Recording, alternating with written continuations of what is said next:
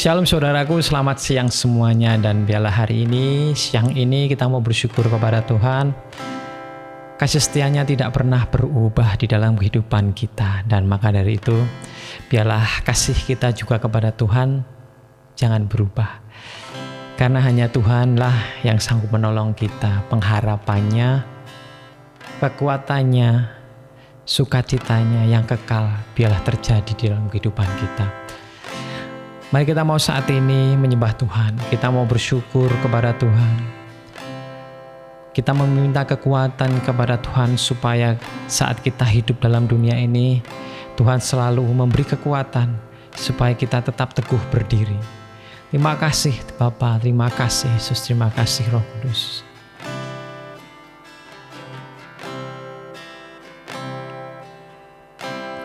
Kasih yang sempurna telah ku terima darimu, bukan karena kebaikanmu, hanya oleh kasih karuniamu kau pulihkan aku, layakkanku untuk dapat memanggilmu Bapa. Kau beri yang ku pinta saat ku mencari, ku mendapatkan. Ku ketuk pintumu dan kau bukakan.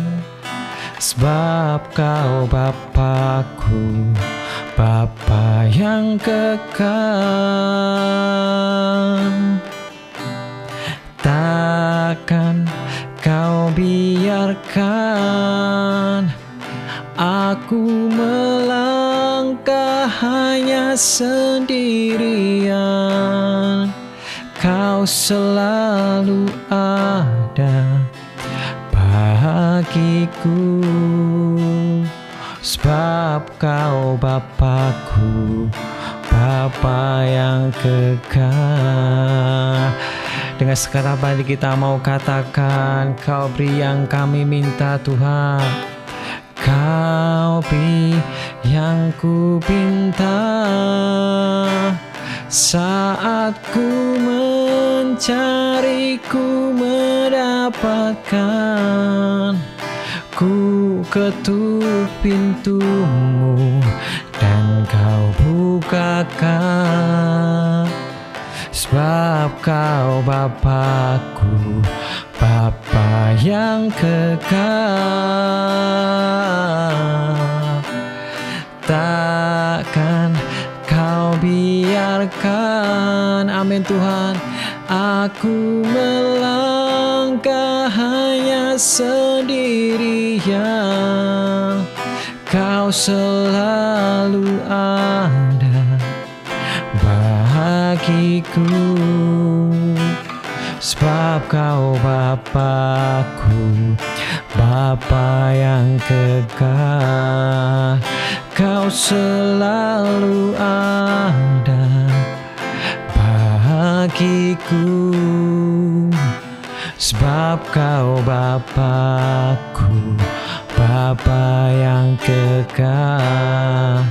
Kau selalu ada bagiku. Sebab kau Bapakku, Bapa yang kekal. Kau Bapa kami, Kau Allah kami Tuhan, yang memberi kami kekuatan. Kami percaya akan kuasa-Mu Tuhan bagi kami. Kau memberi yang kami minta Tuhan, saat kami datang kepadamu Yesus. Kami bersyukur Tuhan, kami bersyukur Yesus.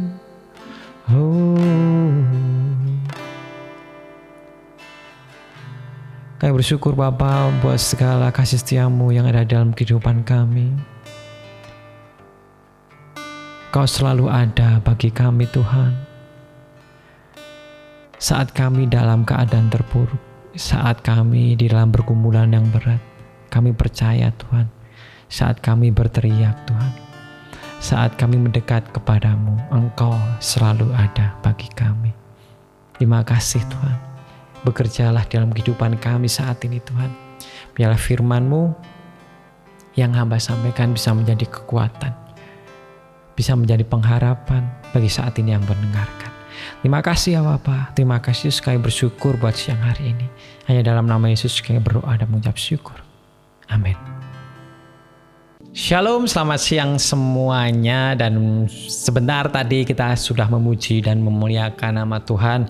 Biarlah kita tahu bahwa Tuhan selalu ada bagi kami, bagi saya dan saudara. Saat kita mendekat, Tuhan tidak akan pernah menjauhkan kita. Saat kita berteriak minta tolong, Tuhan pasti akan menolong kita. Asal hati kita, dengan ketulusan hati kita, dengan kerendahan hati kita, kita benar-benar mendekat kepada Tuhan. Kalau kita mau bicara soal mendekat, jikalau orang yang dekat dengan Tuhan, pastilah ya namanya orang hidup di dunia ini pasti mempunyai masalah. Tetapi di dalam permasalahannya pasti terdapat ketenangan, pasti terdapat kekuatan. Karena itulah kelebihannya jikalau kita dekat dengan Tuhan. Untuk melandasi firman pada hari ini berhubungan dengan bagaimana kita bisa mendapat kekuatan, bagaimana kita bisa mendapatkan suatu pengharapan yang lebih lagi di dalam Tuhan.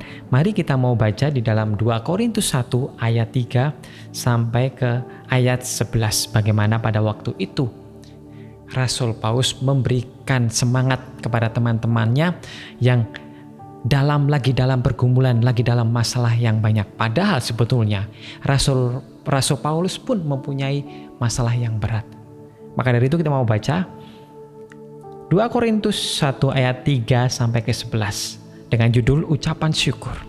Terpujilah Allah Bapa Tuhan kita Yesus Kristus, Bapa yang penuh belas kasihan dan Allah sumber segala penghiburan, yang menghibur kami dalam segala penderitaan kami sehingga kami sanggup menghibur mereka yang berada dalam bermacam-macam penderitaan dengan penghiburan yang kami terima sendiri dari Allah. Sebab sama seperti kami mendapat bagian berlimpah-limpah dalam kesengsaraan Kristus, demikian pula oleh Kristus kami menerima penghiburan berlimpah-limpah. Jika kami menderita, hal itu menjadi penghiburan dan keselamatan kamu.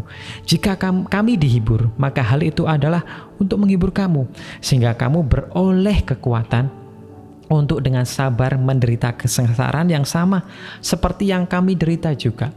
Dan pengharapan kami akan kamu adalah teguh, karena kami tahu bahwa sama seperti kamu turut mengambil bagian dalam kesengsaraan kami, kamu juga turut mengambil bagian dalam penghiburan kami. Sebab kami tahu, saudara-saudara, sebagaimana kamu tahu akan penderitaan yang kami alami di Asia Kecil. Beban yang ditanggungkan atas kami adalah begitu besar dan begitu berat, sehingga kami telah putus asa juga akan hidup kami. Bahkan kami merasa seolah-olah kami telah dijatuhi hukuman mati. Tetapi hal itu terjadi supaya kami jangan menaruh kepercayaan pada diri kami sendiri, tetapi hanya kepada Allah yang membangkitkan orang-orang mati. Dari kematian yang begitu ngeri, Ia telah dan akan menyelamatkan kami. Kepadanya kami menaruh pengharapan kami dan bahwa Ia akan menyelamatkan kami lagi. Karena kamu juga turut membantu mendoakan kami supaya banyak orang mengucap syukur atas karunia yang kami peroleh berkat banyaknya doa mereka untuk kami. Amin. Nah, sudah jelas dikatakan bahwa bagaimana Rasul Paulus mengalami penderitaan yang berat. Tetapi di dalam penderitaan yang berat pun mereka turut mendoakan. Mereka turut memberikan kata-kata, memberikan penghiburan. Seperti Rasul Paulus juga bilang bahwa penghiburan adalah dari Allah. Seperti juga saat kami menerima penghiburan dari Allah, kalian semua, teman-temanku, juga akan mendapat penghiburan yang sama seperti Rasul Paulus. Kami sekelompok pada waktu itu Rasul dan beberapa temannya berada penginjilan di dalam Asia Kecil. Bahkan Rasul Paulus juga bilang bahwa kami putus asa akan hidup kami, berasa kami dijatuhi seperti hukuman mati. Dan jikalau seseorang tahu bahwa kalau namanya dijatuhi hukuman mati, itu pasti ada yang namanya tanggal, ada yang namanya ada bulan, ada tahun. Dan bagaimana kita rasanya jikalau kita akan mati pada bulan itu, pada tahun itu, pada hari itu.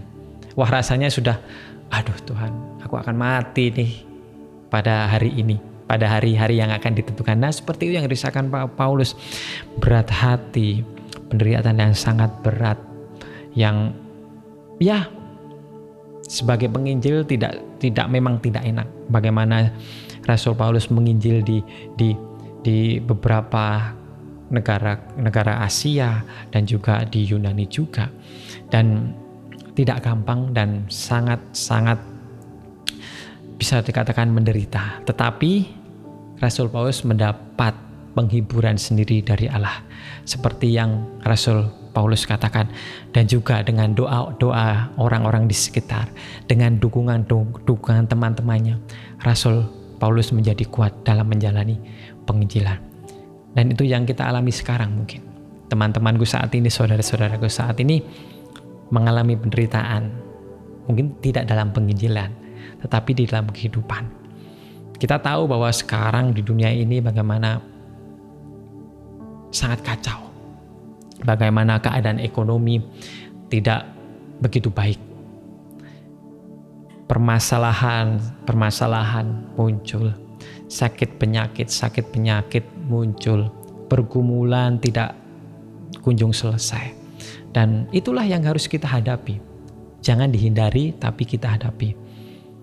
Dan beberapa hari yang lalu, bisa dikatakan 2 hari kebelakang atau 3 hari belakang, bahwa di tempat kota kelahiran saya yaitu Magelang ada berita yang pembunuhan, bagaimana dia membunuh ayah, ibu, dan kakaknya sendiri. Dan banyak juga isu-isu yang beredar bahwa entah dia terjerat oleh hutang atau candu oleh judi online. Ada juga yang bilang bahwa papahnya sudah pensiun dan papahnya ini sakit, harus menanggung biaya banyak padahal dia tidak kerja. Dan banyak sekali isu yang membuat akhirnya permasalahan yang menumpuk, dan akhirnya dia stres. Bisa dikatakan saya stres. Sekarang kalau orang stres tidak masuk ke dalam rumah sakit jiwa. Kita tahu orang yang di rumah sakit jiwa, dia malah tidak membunuh orang. Ya, kita tidak tahu, mungkin karena mungkin dia direhabilitasi, dikasih obat, dikasih mungkin penyuluhan supaya sembuh ya. Tetapi stres yang sekarang ini beda. Bagaimana sakit yang ini mungkin lebih parah, karena stres ini bisa menimbulkan hal yang tidak baik bagi orang di sekitarnya, membahayakan orang-orang di sekitarnya.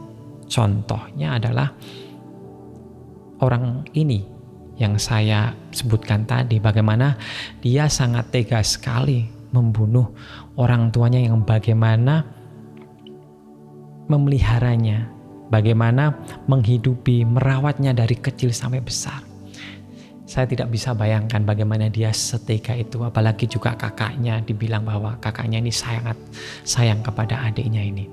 Dan itulah dunia jikalau tidak dekat dengan Tuhan. Stres bisa melanda. Dia tidak tahu harus datang kemana. Dia tidak tahu harus melakukan apa. Yang dipikirannya udahlah aku lenyapin orang tua aku, kakakku aja biar gak jadi beban pikiran. Tetapi itu malah menjadi beban pikiran dia saat tertangkap oleh polisi. Bukan itu, hanya itu aja, tapi dosa yang mengintip dia. Ya, kalau dia diberi kesempatan untuk hidup dan untuk bertobat. Kalau tidak, penghukuman kekal pasti akan ada. Ya, saya bukannya menghakimi, tetapi Tuhan itu adil. Ada juga seorang artis yang mempunyai bapak. Dia bilang bahwa bapak saya adalah seorang atlet. Bapak saya kalau soal makanan dia rajin, tertib seperti militer. Jam 7 pagi sarapan, jam 12 makan, sebelum jam 7 udah makan malam. Dan dia berolahraga juga rajin. Tetapi akhirnya dia mengidap penyakit yang saya lupa namanya, angina. Angina itu adalah pembuluh darah yang berhenti atau pembuluh darah yang tidak lancar, garis besarnya seperti itu.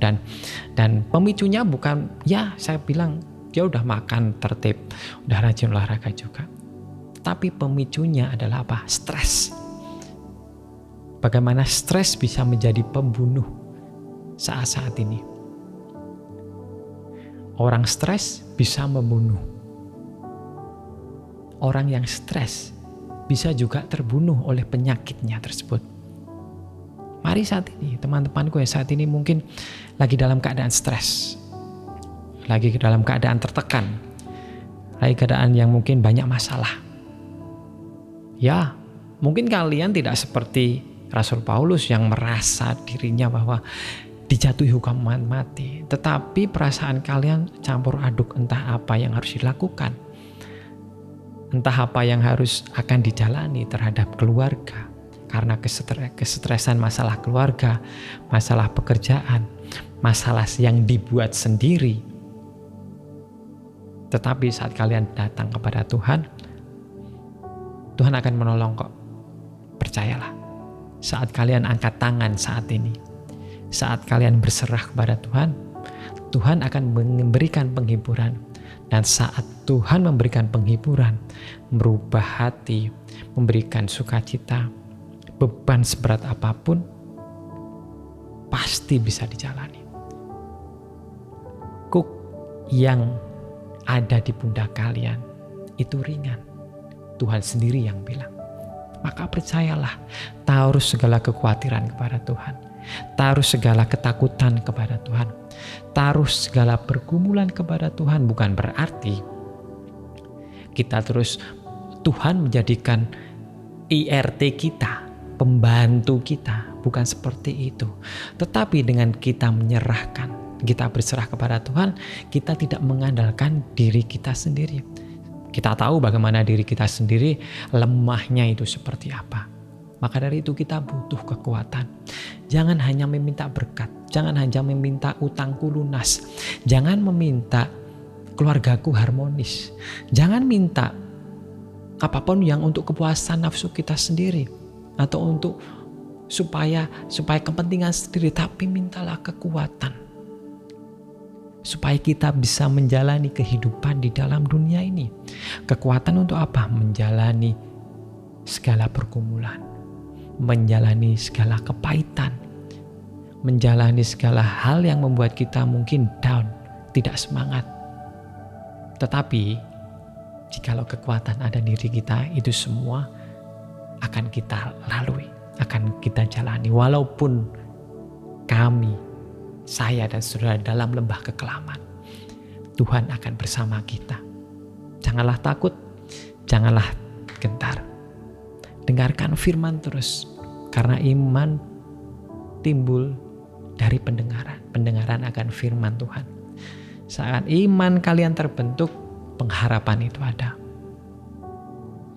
Setitik cahaya bisa menjadi pengharapan buat kalian.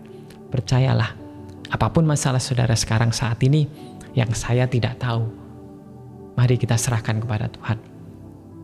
Biarlah kasih Tuhan ada di dalam kehidupan kita. Dan kita percaya saat kita mendekat kepada Tuhan, Dia akan menggendong kita. Bukan hanya menggendong, Dia akan memeluk. Dan ayo berjalan bersamaku. Dan percayalah, segala apapun yang kalian jalani, itu akan dalam genggaman Tuhan. Amin. Mari kita berdoa. Biarlah segala pergumulan, segala kesusahan, segala apapun yang menjadi masalah saudara, mari kita berdoa supaya Tuhan memberikan kekuatan kepada saudara-saudara. Kami bersyukur Bapa buat siang hari ini. Kami percaya Tuhan pergumulan kami sungguh berat. permasalahan kami sungguh berat, sakit penyakit yang tidak sembuh-sembuh. Tapi kami percaya Tuhan, Engkau akan memberikan kami kekuatan Tuhan. Kesembuhan ada di tangan-Mu Tuhan. Terselesaikannya masalah ada di tangan-Mu. Terselesaikannya pergumulan ada di tangan-Mu. Karena Engkau Allah yang besar, Allah yang maha semuanya. Maka dari itu, biarlah kami menaruh kepercayaan hanya padamu. Bukan menaruh kepercayaan dari harta kami, bukan menaruh kepercayaan kepada orang tua kami, bukan menaruh kepercayaan kepada anak kami, bukan menaruh kepercayaan dengan apa yang kami bisa, apa yang kami mampu, kepintaran kami, hikmat Tuhan, bukan itu. Tetapi biarlah kami menaruh kepercayaan, menaruh pengharapan hanya kepadamu, Allah kami, yaitu Yesus Kristus. Biarlah kami percaya semuanya itu. Dan kami percaya Tuhan, rencana-Mu yang paling indah di dalam kehidupan kami. Kami bersyukur buat semuanya. Kami bersyukur buat firman siang hari ini. Biarlah firman hari ini menjadi kekuatan, pengharapan bagi kami. Terima kasih Bapa, terima kasih Yesus. Kami bersyukur buat semuanya. Hanya dalam nama Yesus kami berdoa dan mengucap syukur. Amin. Amin. Selamat siang, Tuhan Yesus memberkati.